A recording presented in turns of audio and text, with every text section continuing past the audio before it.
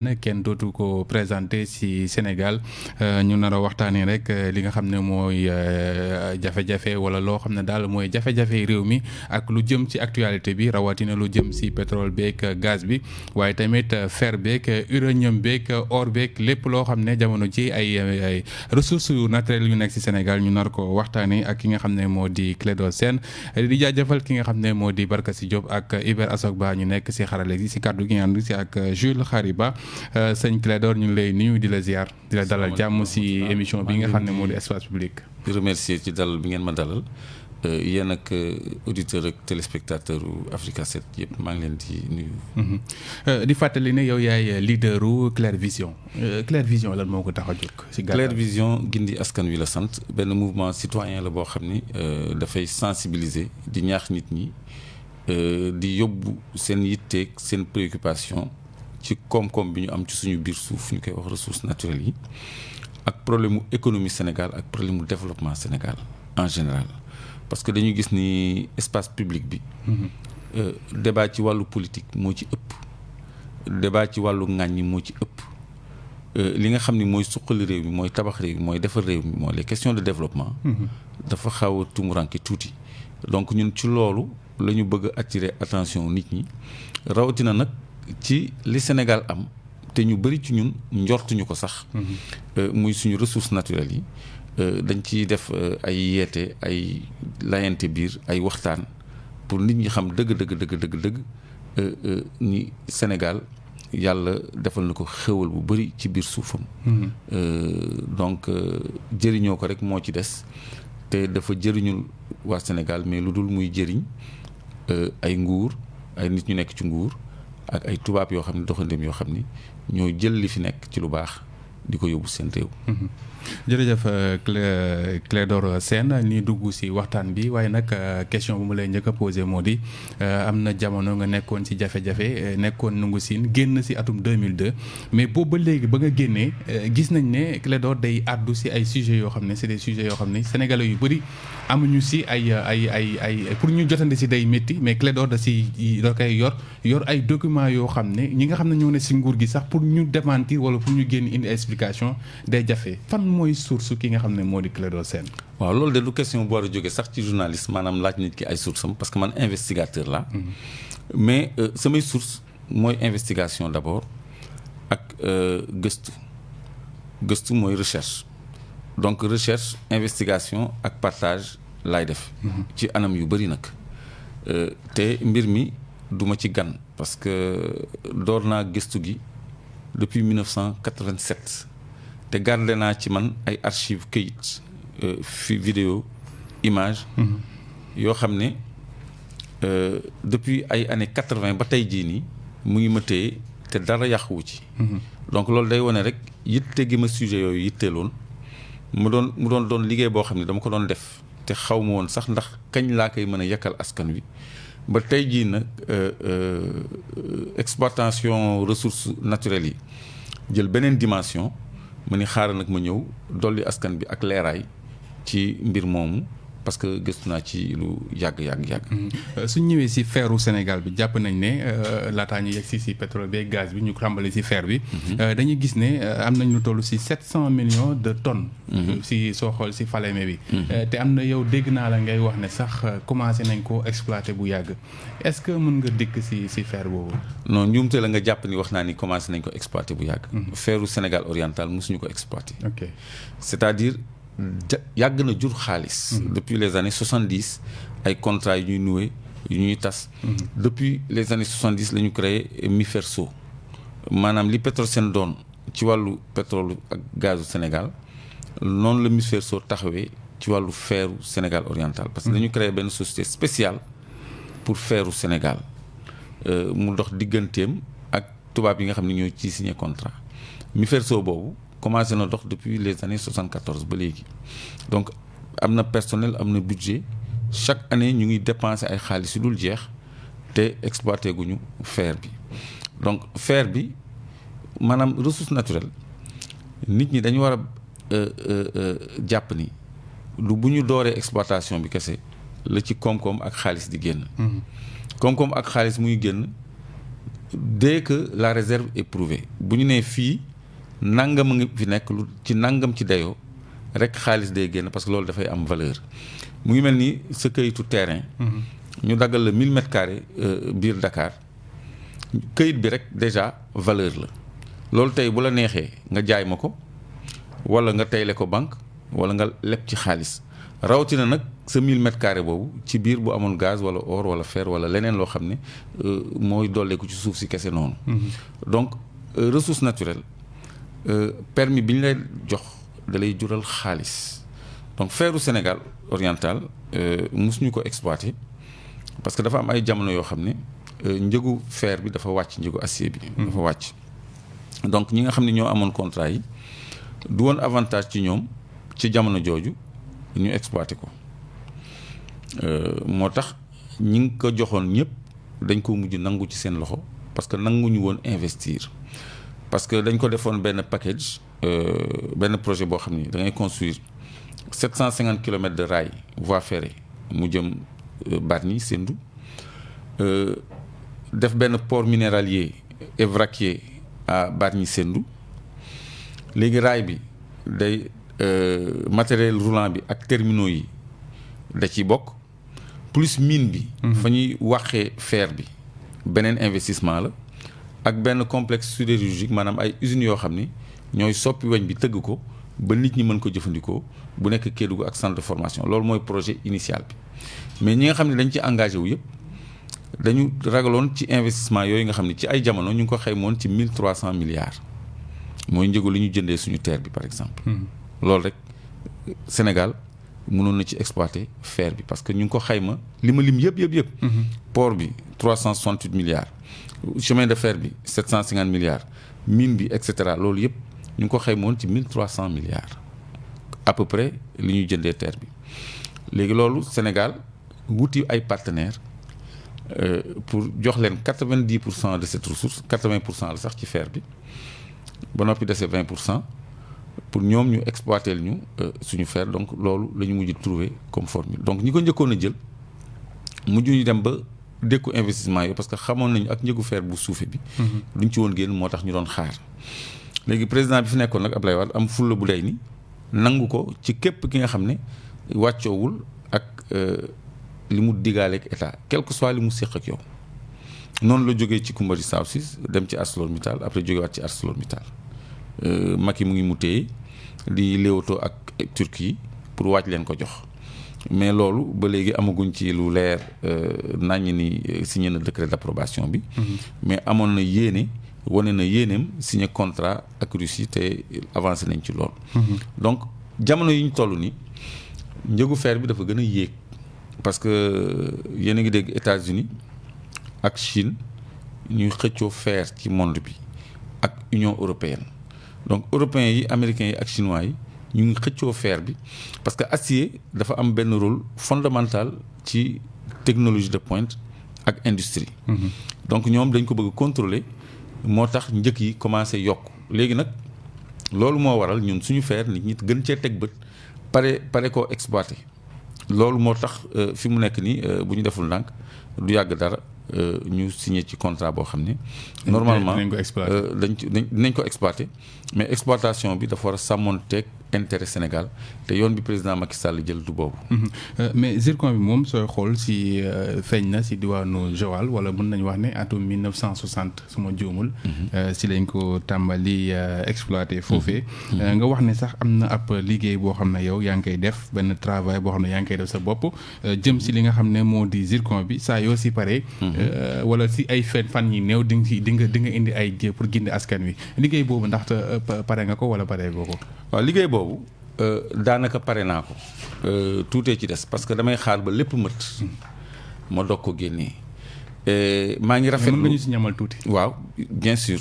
maa ngi rafetlu sa documentation ak sa niveau d'information.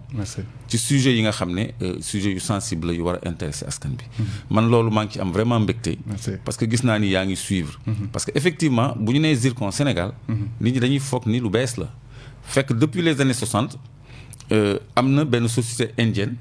bu tuddoon Taurus bu ko doon exploité ancien secrétariat à l'énergie atomique bu France ba woon moom tam dugaloon na ci loxoom dans la zone de Joal Jifeer donc loolu sénégalais xamuñu ko mais loolu maa ngi ko jëlee ci fiche yu direction des mines yi nga xam ne ñoom ñoo ko bind moom moo nekk seen fiche numéro 12 boo demee fiche yu direction des mines donc benn société bu ñuy wax Dupont de Nemours tamit doon na fa exploité ci jamono yooyu zircon léegi ci jamono bii parce que loolu dafa cessé parce que zone yooyu dañ ko habité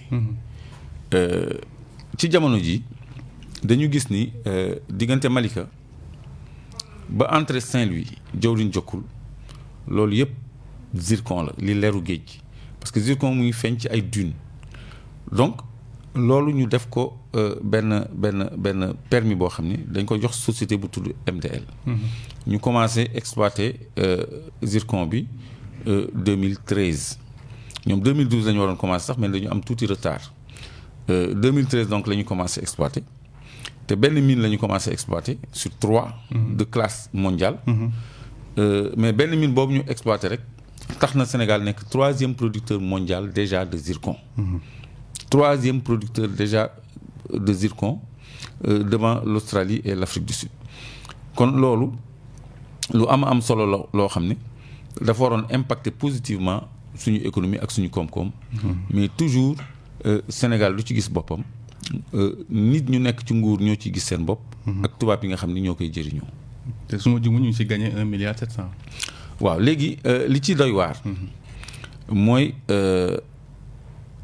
MDL dafa créer benn société parce que tubaab yi dañ ci bëgg ñoom tamit fekk joxe nañu permis bi ñu xëjal Tizir ak Eramet ci joint venture bi. tuddee ko Grande Côte Opération mais licence bi MDL moo ko moom. léegi ñoom ci décret bi ñu leen signal dañu prévoir 80,000 tonnes de production par an ci zircon bi kese. ci ilménite bi mooy li ñuy wax titane 600,000 tonnes par an. am na yeneen produits connexes ay rutile ak yooyu. donc 80,000 tonnes la ñuy produire mais directeur des mines moo génn fii 2014 7,000 tonnes la ñuy produire alors que décret bi 80 moo ci nekk 80,000 tonnes moo ci nekk. kii exploité 80,000 tonnes la déclaré ñun suñu directeur des mines ni 7,000 tonnes la ñuy produire ci zircon alors que train bi nga xam ni mooy jógee Ngaye. di dem port.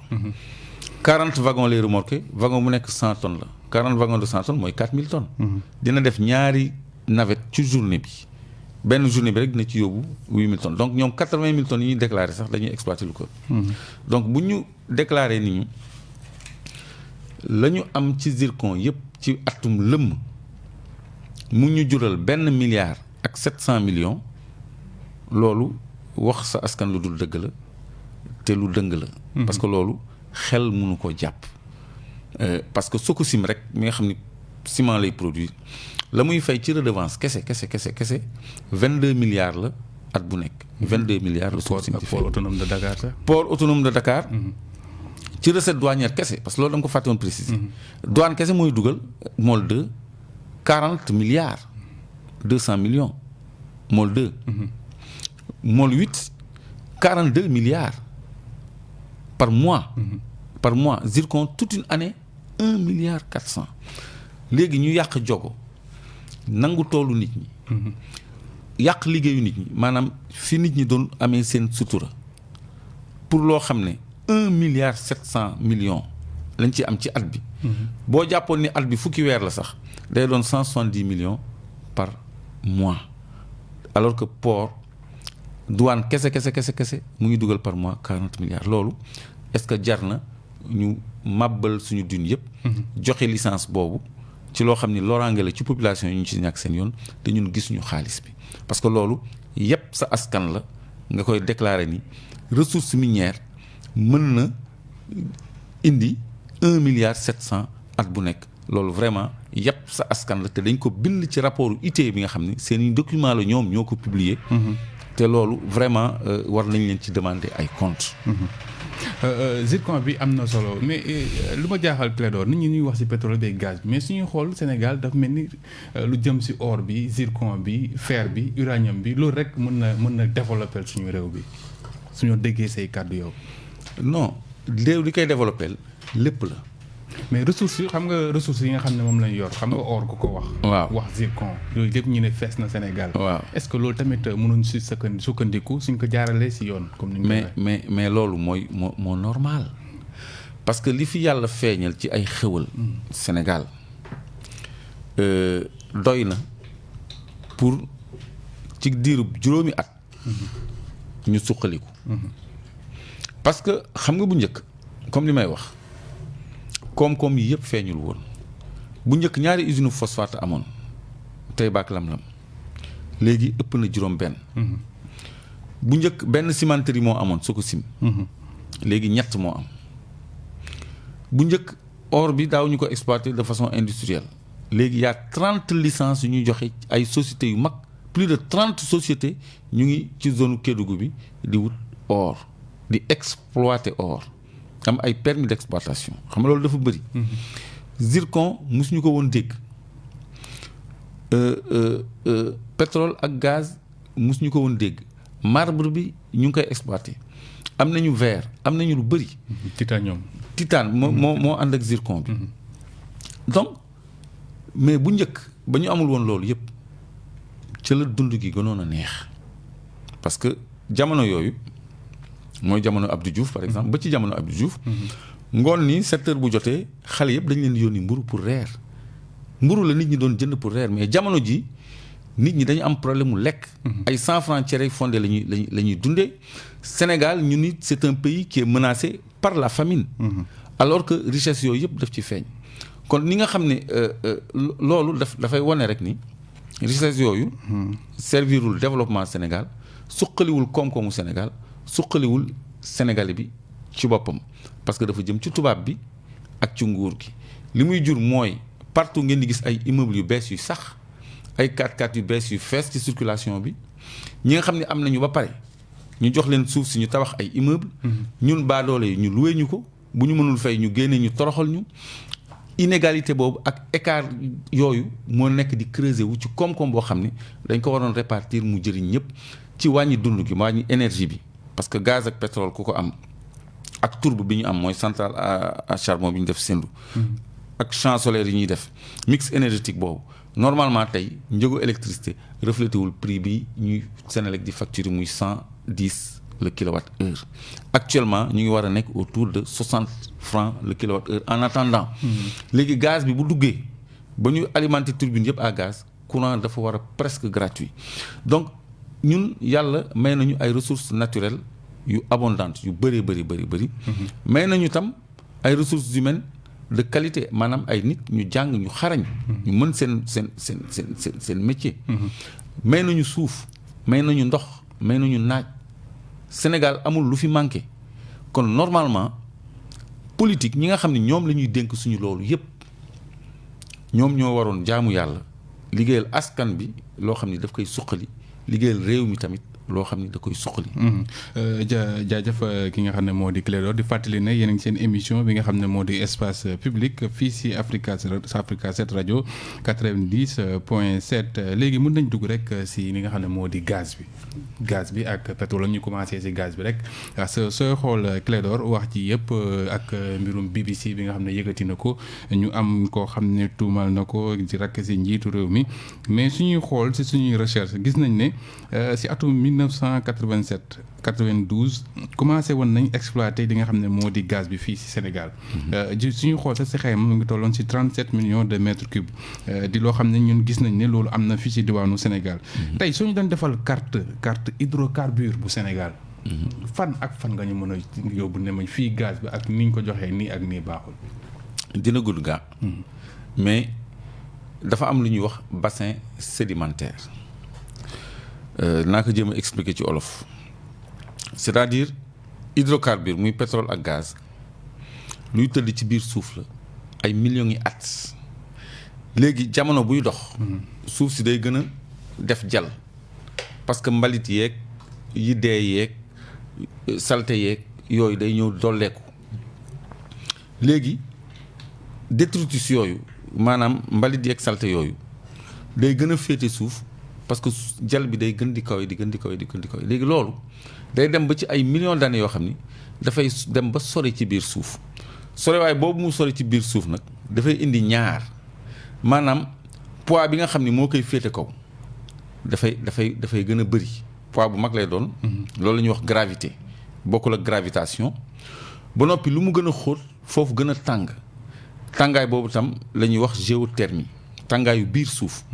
léegi tàngaay boobu ak poids boobu nag mooy nal détritus yooyu ba mu nekk lu pâté wala lu ndoxe wala lu nekk gaz selon at ya mu fa def ak dayoo gam fa am léegi loolu comme ci diir gu yàgg lay sosu dafay nekk ci lu yaatoo loo xam ne day dépasser sax territoire u Sénégal loolu moo tax dama la bëgg expliquer ni la territoire u Sénégal yépp géej gi ak jéeri ji bassin sédimentaire la boo xam ne pétrole ak gaz moo fa tëdd.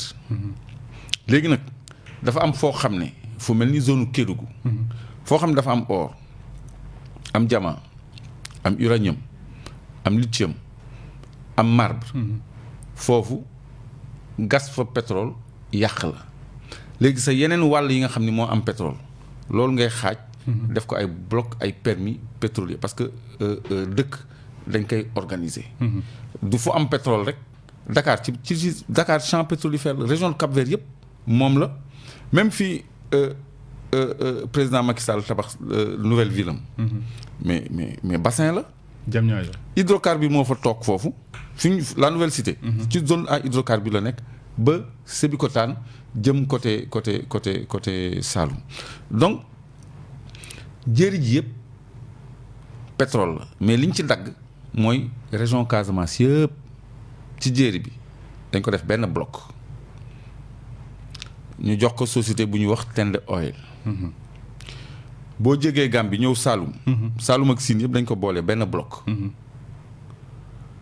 pétrole ak gaz moo fa nekk ñu jox ko Tende Oil ci boppam encore moom lañ jox ñaari bi nekk Casamance ak bi nekk Saloum nga yéeg ci digg bi Diourbel loolu ban année la 2013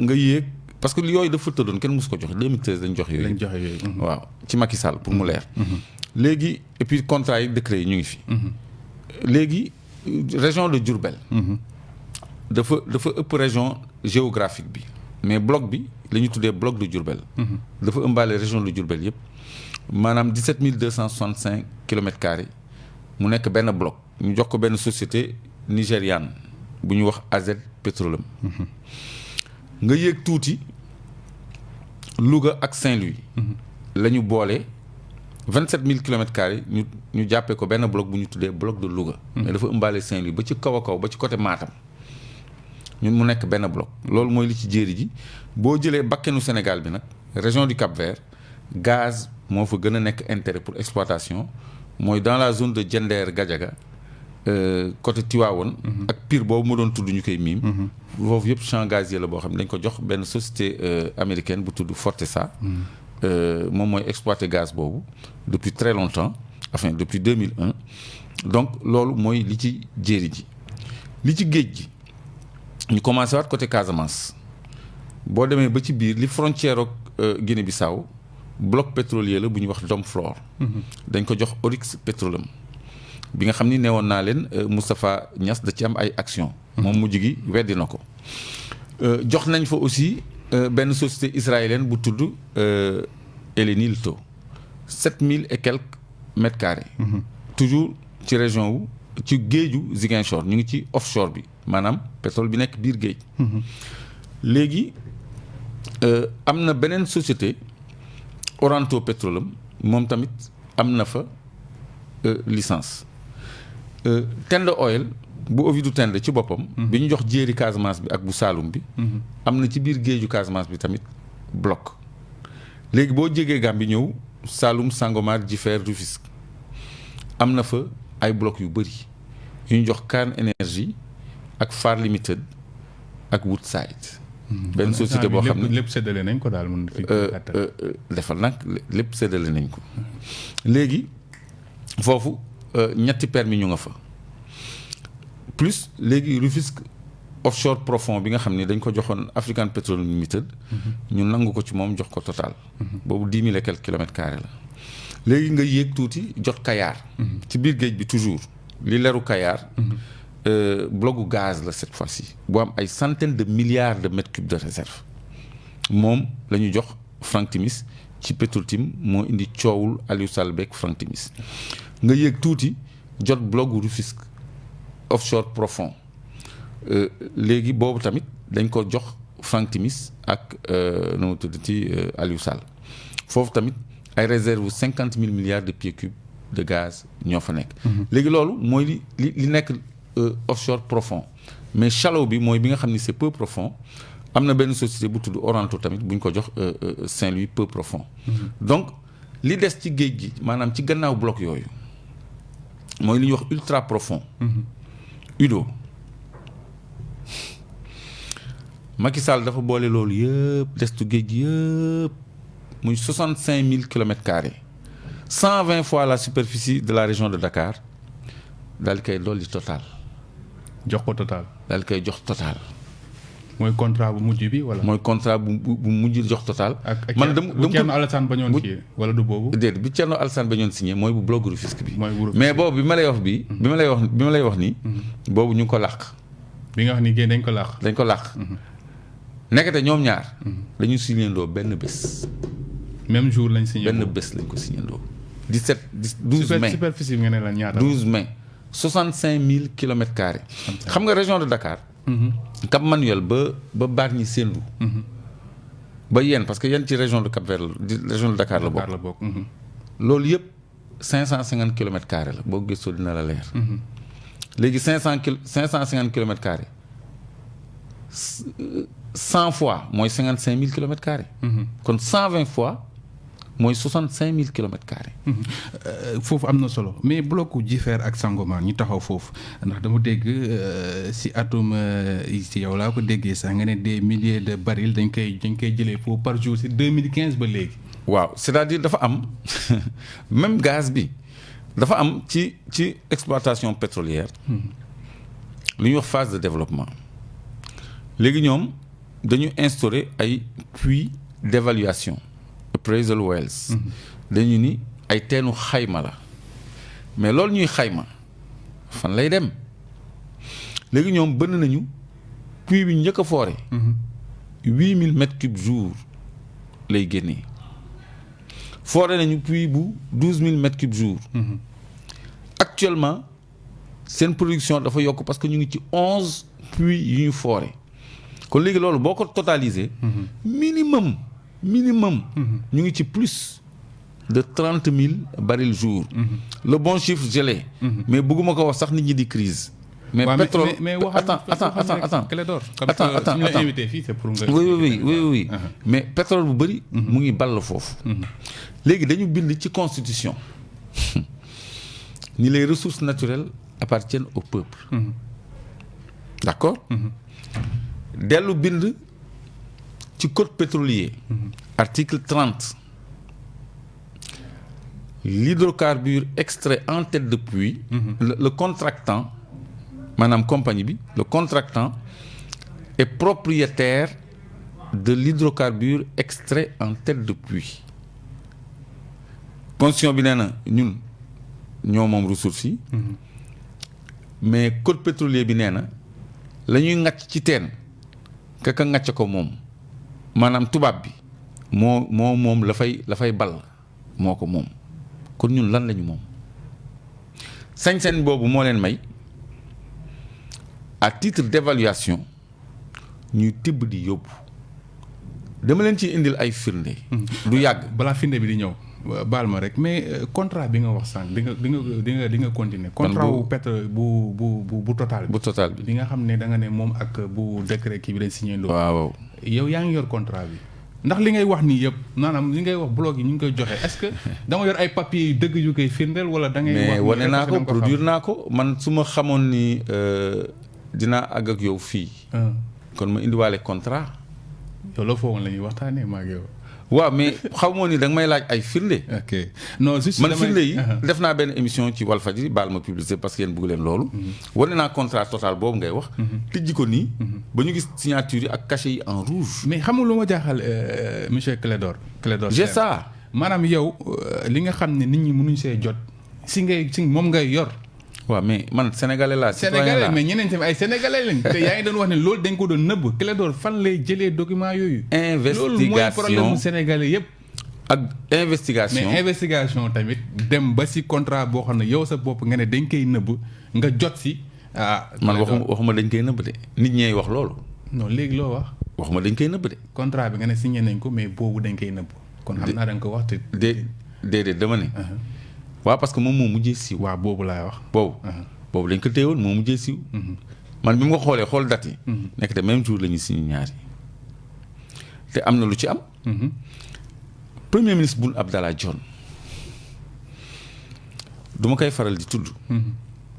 mais loxoom dafa taq répp ci contrat Total yi. parce que dafa assurer intérim mu ministre Thierno Alassane Sall te ba muy signer contrat yooyu en tant que ministre. de l'énergie. boobu décret bi koy nommé. mais jëlagu signé guñ ko. kon moom signature am moo jiitu décret de nomination. kooku déjà benn problème a ngi noonu. ba noppi mu wëlbatiku. dem ca contrat ba ca décret ba décret d'approbation bi. nekk contre signataire bi en tant que premier ministre. donc dafa contre signer décret bi en tant que premier ministre. signer contrat bi en tant que ministre de l'énergie. te décret de nomination bu génnul woon. kon loolu am na ñuy suivre ñoo xam ne ñu ngi ci Facebook bi. Clédor gis nga soo gisee li nga xam ne moo di commentaire bi. gis nga PMD moom nee na est-ce que vous disposez de documents fiables comme preuve à nous montrer. waaw je sais pas ndax. moom neen ndax li ngay wax nii yëpp mun nga ñu indi document yoo xam ne da koy wane par preuve mais comme li nga wax rek. jàppoo woon ne dina yegg ci fii man ak yow. waaw mais dama leen di promettre. ngeen baal ma nag. damay am plateforme de communication. bu ma leen di defal sénégalais yi.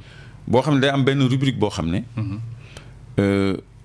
rubrique documentation la. bibliothèque lay doon boo xam ne di ngeen ci fekk contrat yëpp. di ngeen ci fekk convention yëpp. di ngeen ci fekk décret yëpp. dina am ay vidéo d'illustration. dina am ay reportage d'illustration. bépp information bi nga xam ne maa ngi nekk di ko joxe en interview ça et là. dinaa créer benn banque de données en ligne boo xam ne. day accessible à tous les Sénégalais yi nga xam ne seen ressource naturelle ñor na leen. day am benn rubrique pour gaz spécialement. lépp lu ñu bëgg a xam ci gaz contrat yi sites yi dayoo bi sociétés yi yu ko jël. lu ñu ciy am fu muy dugg. lépp dañ ko ciy def. pétrole bi noonu. or bi noonu. zircon bi noonu. phosphate bi noonu. fer bi noonu. toutes les ressources ñu defal leen ko sérieux leen ko de façon bien organisée nga xam ni bépp sénégalais bu bëgg a gëstu muy journaliste muy étudiant muy citoyen simple di nga am ay bases de données yoo xam ne da nga koy jël gratuitement. te du la coûter dara ñu defal leen lépp en version PDF. ngeen mën ko télécharger importer ko. incha allah loolu promesse la xam naa. PMD mu ngi lay dégg. maa ko diggee kon PMD dégg nga li nga xam ne PMD maa la dig loolu. à travers toi à tous les Sénégalais. incha allah léegi ñu taxaw si pétrole bi wala ñu ñëw si li nga xam ne moo di Saint-Louis offshore ak Rufisque offshore. ñi nga xam ne moo indi jafe-jafe. jëm si ni nga anam bi ñu ko joxee waa ñi nga xam ne ñoo di Timis Corporation est-ce que mën nga ñu gën a leeral foofu tamit. waaw xam nga. dafa bëri coow ci dossier boobu. parce que ñu bëri dañu naan jamono Ablaye Wade sax la ñu signé woon contrat boobu c'est vrai loolu contrat la. contrat amoon na ci jamono bi Karim nekkee ministre. boo gisee ma dugal loolu parce que du ma koy faral dugal sama communication pour leeral benn problème la. mais contrat dañu ni ci document. le contrat prend effet à la date de publication. du décret d'approbation. Tant que signé wuñu décret d'approbation ba publier ko signé bi rek sax du doy il faut ñu publier ko en plus. contrat bi valable. donc décret d'approbation bu Petro-Tim président Macky Sall moo ko signé le 19 janvier 2012 ñaari décret yu ñuy wax 2012 596. ak 2012 597. comme indi wu ma preuve. mën naa indi ay références. parce que su ma am naa moyen technique partagé quoi parce que document yëpp mu ngi sax sama téléphone. donc moom moo xaatim décret yooyu gannaaw ba mu commanditeloo inspection générale d'État benn enquête ci anam yooyu ñu joxee permis boobu IGE loolu mooy problème bi ni président Macky Sall Petro-Tim day remplirul critères yi ñu ko war a mën a joxe permis mëtewu ko ci kattan mëtewu ko ci xarañ te xaymawuñ ko moom ci boppam càmbaruñ ko Petrosen càmbaru ko kon moom warul am permis directeur Petrosen boo woon sax dañ ko war a teg daan parce que booba ñu ngi doon wax ak beneen compagnie bu tudd Tullow Oil boo xam ni kooku moo doon exploité gaz bi nga doon wax bu njëkk bi ñu njëkk a exploité avant Fortesa Tullow moo ko doon exploité Tullow Oil ba noppi def na ay recherche fii Sénégal Saint-Louis bi def na ci déjà ay travaux laaj nañ ko sax bonus de signature donc kooku moo mieux placé woon pour ñu jox ko licence bi donc IGE dafa ni président Macky Sall annuleel contrat bi waxul bul signer décret bi de dafa ni annuleel contrat bi ci boppam moom mu dem approuver contrat bi par décret kon dafa def lu safaanoog suñu intérêt réew lu safaanoog liñ ko recommandé. di nga yeggali foofu mais dañu dégg grand sëriñ de Dakar démb mu def point de presse conférence de presse xaw ma ndax déglu nga ko. ñu ngi ma koy wax rek. mais mu ne décret d'approbation bi. Karim Wade moo ko signé woon. waaw d'accord xam nga décret. président de la République moo koy signé. boo wane benn document tamit. non attends décret. Karim mënu ko signé décret président moo koy signé. ministre arrêté lay signé wala contrat. d'accord c'est-à-dire mbir mi daf ci am politique tamit. xam nga kii politique bu waxee loolu bu dee fukki xel dana am lu bon sax benn wala ñaar bu mu ci lëntal. parce que déjà yaa ngi ma naan Karim moo signé décret bi te teewlu woon ni décret. prérogative du président de la République maanaam moom peut-être moom dafa waxee noonu. mais dafa la bëgg wax ne jamono Karim ba mu nekk ministre la président mooy signé décret peut-être moom noonu la ko. waaw mais décret bi approuvé contrat boobu. lenn mënul dindi ni. président Macky Sall moo ko signé mooy yi ma la cité nii 2012 596 ak 2012 597 en date du 19 juin 2012 loolu téere la. mag nag rawatina kilifa. day jéem a sàmmonte ak dëgg ci kéem kattanam. parce que wax loo xam ne këyit daf koy teggi loolu vraiment dafa ruslu ci kilifa parce que Karim mënul signer décret Karim du président de la République. Karim contrat la mën a signer.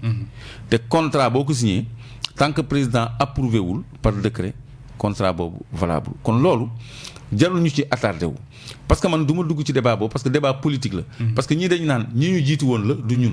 loolu mooy seen système de défense ñi ñu jiitu woon la mais nañu sanctionné kon. ñi léegi ñun débat économique ma daaneel foofu bu fekkee ni ñi leen jiitu woon lañu. mais nañ leen sanctionné. parce que loolu mooy wane ne dañu jalgati suñu alal ak suñu àq ak yelleef.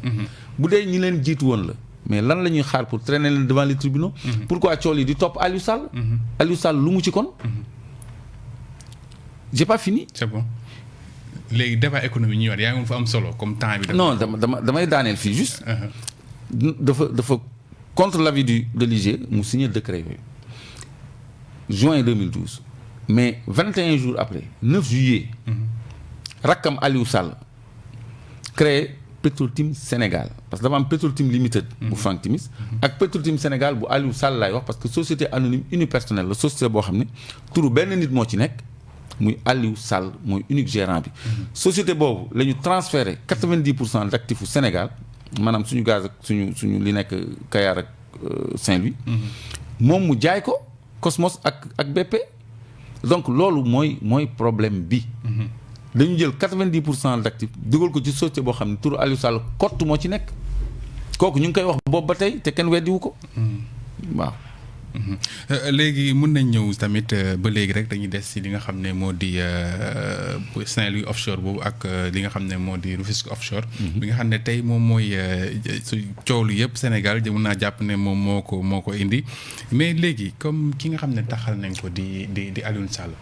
est-ce que yow jàpp nga ne ak li nga xam ne wax nañ ko ci xaalis bi nga xam ne jot na ko est-ce que jàpp nga ne Aliou Sall moom takk na ci mbir mi.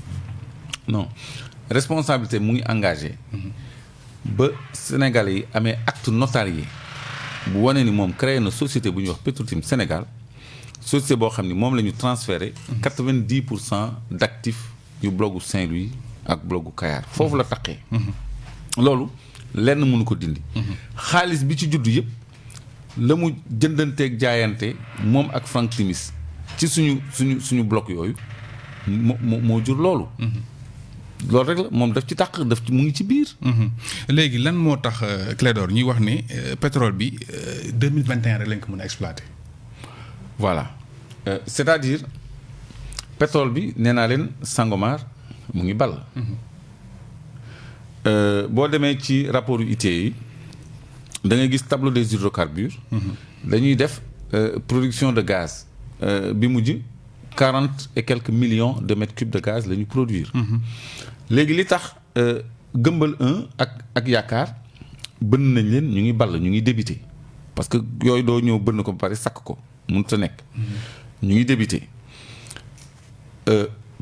ñoom dañu ni 2021 lañ koy commencé exploiter parce que dañuy xaar benn tuyau boo xam ne day jóge Nigéria jaar biir géej dëkku Afrique bu mu traversé mu branché beneen tuyau ci tuyau bu mag boobu di dem day dem ba Espagne projet boobu mooy pare 2021 léegi pour éviter ay bateau di traverser Atlantique bi muy am ay problème mu embarquement débarquement piratage conflit maritime ak yooyu yëpp pour éviter ko ñu def benn pipeline sous-marin boo xam ne day jóge Nigéria bu jaaree beneen Togo ñooñu acheminé benn pipeline bu connecté wu foofu mu am benn volumètre nattukaay ñu nattal leen la ñu def ci tuyau ba fay leen ko mu dem Europe bu ñëwee ba tolloog Sénégal aussi day acheminé benn pipeline ñu nattal ko la mu dugal ci tuyau bu mag bay dem Europe nga xam ni léegi dañuy pomper li Afrique di ball yóbbu ko directement Europe te duñ ci soxla gaal duñ ci soxla dara ci ay nattukaay yoo xam ne ñoom ñoo ñu koy jox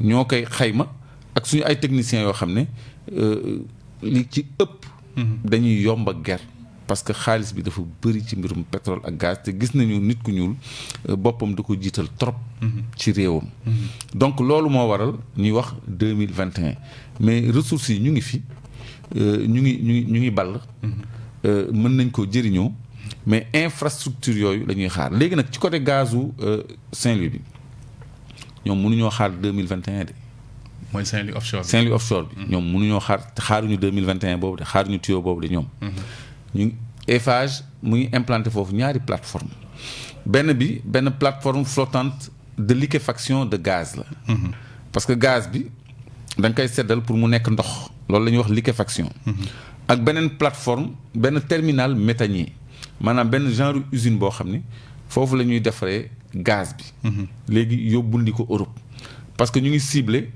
8000 milliards de pieds cubes yu njëkk yi war nañ ko exploiter ci anam boobu en attendant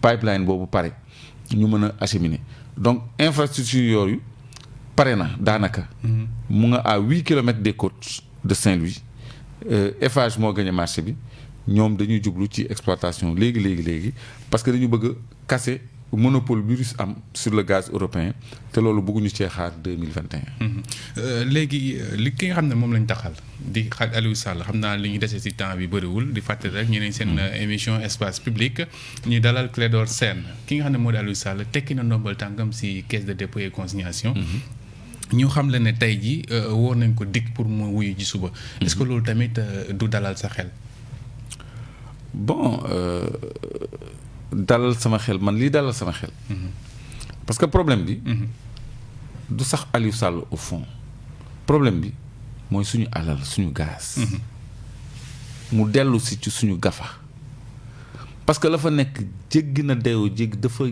bëri boo xam ne ay ressources la yoo xam ne dañ ko li ñu xayma ci diir yi ñu ko war a exploiter 270 ans lañ ko war a exploiter waaye léegi loolu nag ñu raw nii comme ça est-ce que loolu bu ñu toppee benn Aliou Sall sonal ko loolu raw ñu ak ñu jotaat ci loolu lan mooy intérêt Sénégal intérêt Sénégal mooy li rapport IGE wax ñu jëfee ko maanaam annuler contrat yooyu léegi nag Aliou Sall bu fekkee ni dafa taq ci ay faits de corruption ñu lijjanti ko. bu fekkee ni na mu amee licence bi dafa am conflit d'intérêt parce que frère président la ñu lijjanti ko parce que may souligner ni président mu ngi signé décret yi le 19 janvier 2012 waaye xam nga lu xew ci ëllëg sa le 20 janvier mais Aliou Sall dafa créer compagnie d'aviation ci ëllëg sa bu tudd nan Sahel Aviation nekk ci actionnaire à 25%.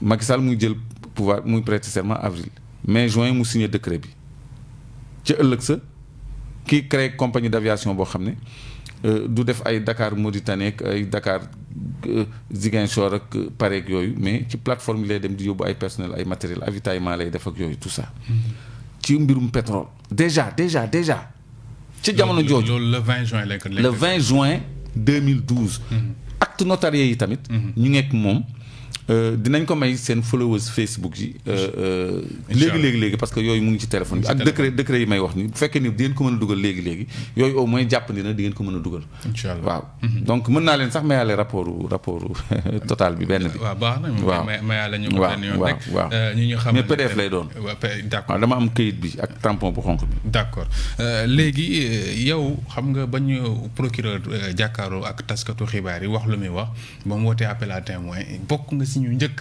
dikk nga dem ñu ne la jotaguñ lu jëm si mbirum Petro-Tim est-ce que boobu ba léegi delluwaat nga foofu wala da ngay xaar fu mu toll nii nag ñu woo la pour preuve li nga xam ne moom ngay wax ni di ko wax si rajo yeeg télé yi ñëpp jàpp ne peut-être ki nga xam ne moo di Clédor am na fu mu cëslaay boo xam ne téye na fu dëgër ngir si lu muy wax. waaw man delluwaat naa dikk mais def ma ci communication parce que c'était très sérieux enquête la dañ ma woo fekk ma fu ma dëkk indil ma fa convocation maa leen indiqué fi ma nekk ñu fekk ma fa indil ma fa convocation def ma ci communication ok ma dem wuyu ji leen wax li may wax joxe li may joxe loolu matul une semaine ba mu fa jógee wax naa autour de moi loo xam ne mënu ma ko woon wax publiquement nee naa samay nit li ma gis nii du mat une semaine dinañu woo Aliou Sall wallaahi waxoon nga ko waxoon naa ko mais loolu boo ko waxee publiquement da ngay gêner enquête bi dëgg la parce que pour weddi la sax mën nañ ko bañ a woo wala ñu bañ ko woo ci diir boobu la nga fa wax tamit ak la nga fa joxe tamit boo ci defee communication da ngay violer secret instruction bi da ngay gêner enquête bi dëgg la parce que ñun dañu bëgg mbir mi dem ci yoon parce que dem naa jàkkaarloo nag enquêteurs yi laaj nañ ma li ñu may laaj jox naa leen li mu leen di jox affaire bi mu ngi continuer te lii séntu woon naa ko maanaam woo gi ñu woo Aliou Sall parce que dossier bi dina am mbetteel dina am mbetteel de yooxu dina jëf fu ñu ko fogeewul dina am mbetteel moom dina am mbetteel parce que man kon jàpp nañu teg nga leen ci piste bu leer man jàkkaarloo naa ak ay enquêteurs te yàgg naa jàkkaarloo ak ay enquêteurs xam naa ni daal luy naqaree contrôler lay doon procédure bi du neex a contrôler parce que dafa am ay éléments matériels yoo xam ni kenn mënu ko du mooyu yoo xam ni kenn mënu ko tànqamlu te lu firndewu la lu wér la lu leer nga ci teg sa bët lu leer la lu nekk ci loxo enquêteurs yi loolu il faut que ñu demander ci explication léegi nañu xool fu warnante di mujj ak ay gëtam dëgg la Clédor léegi nag xam nga yow yaa ngi génn di wax ak gars yi di indi ay firnde gars yi ñooy ñan di leeral askan wi waaw askan yi di wax ak ñoom di leeral mais ñi nga xam ne ñoo nekkee ci nguur gi ñoom peut-être ñu ngi xool yeneen gàllankoor yoo xam ne mën nañ ko teg ci kaw Clédor tey amul yenn problème yoo xam yaa ngi koy dund ay menaces wala ay yu kenn amul surtout que yow fi nga dëkk dafa sori lool waaw am na ay espèce de pression yu may subir mais loolu bëgguma ci sax di waxtaan parce que je suis de taille à les contenir parce que dafa leer ñëpp ni ku nekk ci li ma nekk duñ la bàyyi ci li nga nekk donc man maa ngi doxee loolu yëpp man maa choisir jël ay risques sama liberté sama intégrité physique sama bakkan sama temps sama weccit sama lépp pour Sénégalais yi xam li xew parce que mais dama gis ni Sénégal yàlla génnee na ko ci ndóol yàgg na génnee nañ ñu ci ndóol yàgg na xoola même boo xoolee suuf mbay suuf su baax yëpp naar yi lañ ko jox tubaab yi waalo indien yi marocain yi français yi la ñu jox les terres agricoles ay milliers d'hectares géej gi Union européenne chinois yi coréens yi russes yi ñooy jël jën yëpp yóbbu li nekk ci biir suuf si xoola cimenterie ciment la ñu tabaxee li nekk Sénégal yëpp première cimenterie Crémier moo ko moom tubaab deuxième bi Layus benn naar troisième bi benn Nigérian même africain sax ñu ngi ñëw di wut si fii Sénégal mais ñun kañ la ñuy yeewu donc loolu moo ma jaral man ma risqué sama lépp pour wax ci loolu sama cri de cœur pour woote ci loolu nit ñi dégg ma ñoo xam ñu gëm ma ñu bañ maa gëm mais dinaa fexe ba lépp li may wax mu doon lu firndewu mu doon lu buur mënul teggi buur laa wax mu doon lu buur mënul teggi lu ma yoon mënul a woo loo xam ni dafay leer nañ ku mu neex nag mu jël ku mu neex mu bàyyi kon loolu man du ma ci bañ lu ma ci mën a fekk mais pression yooyu ak influence yooyu mën naa maa ngi koy subir je le confirme mais lu ma mën a contenir la te loolu du ma dévier sama yoon parce que je suis imperturbable jërëjëf Clédor mais question bi internautes yi sax ñi nga xam ne ñoo ne si Facebook ñu ngi koy posé dafa am loo xam ne dañu ko diggoon mooy di nga am benn enquête boo wala benn papier ay nu mu ko mën a waxee sax information exclusive yoo xam ne dafa jëm si mbirum Maître Sèye nga waxoon ne di nga ko tegal nit ñi pour mu leer xaw ma fu mu toll nag non loolu du ay këyit c'est-à-dire dafa am loo xam ne gis nga boo nekkee ci dëgg jarul nga yàkkamti pour am dëgg lu nekk dafa am jot jamono ngi ñëw yàggatul dara lépp dafay leer ba àgg si nañ parce que du man rek dina am lu bees lu ñëw gindi nit ñi ca la xewoon ci jamono yooyu mu leer nañ définitivement daayi man yàlla rek moo mën leeral te man dama ci am njort bu rafet dama ci am mbégte boo xam ne parce que xam naa loolu si yow lay jógee du ci man rek lay jóge dina jóge ci man ak ñeneen mënuma ci sore parce que damay am ñu ma bañee cene dëgg la mais ñu ngi ciy liggéey boo xam ne daanaka sóoratu na jërëjëf Clédor Sène sant la gërëm la si invitation bi nga xam ne ñëw nga wuyu si ñu ko yombutoon nag naam mais nag ñu ngi lay gërëm di la sant bu baax a baax jox la xam naa dig daje beneen yoon incha allah danañ amaat yeneen i jotaay waxtaan bàyyi la rek nga tàggatoo ak auditeurs yi ak ñi nga xam ne ñoo di internet ñu doon siiw si Facebook bi. waaw maa ngi tàggatoo ak auditeurs yi di leen jéggalu ci li ma leen joxul ay firnde mais au moins ñi nga xam ne ñooy suivre ci Facebook bi bu ñu quitté gum maa ngi leen di jox léegi rapport de présentation wu ak décret 2012 yi nga xam ne Macky Sall moo ko jël ci ñaari blocs yi maa ngi leen di jox léegi nu mu tuddati acte notarié wu Sahel aviation bi Aliou Sall créé maa ngi leen di jox tamit acte notarié wu Petrotim Sénégal bi ñu créé ñaari décret yi wax naa ko ak lanati encore ak contrat yi dinaa leen jox loolu lépp yéen a xam nag ngeen koy insérer techniquement comme ça seen followers yi mën ko jot partager ko parce que fi mu nekk nii dara waratul nëbbu ndax man li ma moom li ma yor ñëpp ko moom. incha allah pour ñëpp la. man je suis qu'un serviteur. jërëjëf jaajëfal ko bu baax moom Clédor Sène di ko jaajëfal bu baax di leen jaajëfal yi ñi nga xam ne yéen a ngi doon déglu seen rajo Africa 790.7 ak ñi nga xam ne ñu ngi doon suivre si Facebook bi sant leen gërëm leen émission espace public la woon ci kaddu gi àndoon si ak Jules Khariba Hubert Asogba moo nekkoon ci xarale gi ak ki nga xam ne moo di Barkasi Diop sant leen gërëm leen dig daje talaata bi di ñëw ak beneen invité jaa ngeen jëf.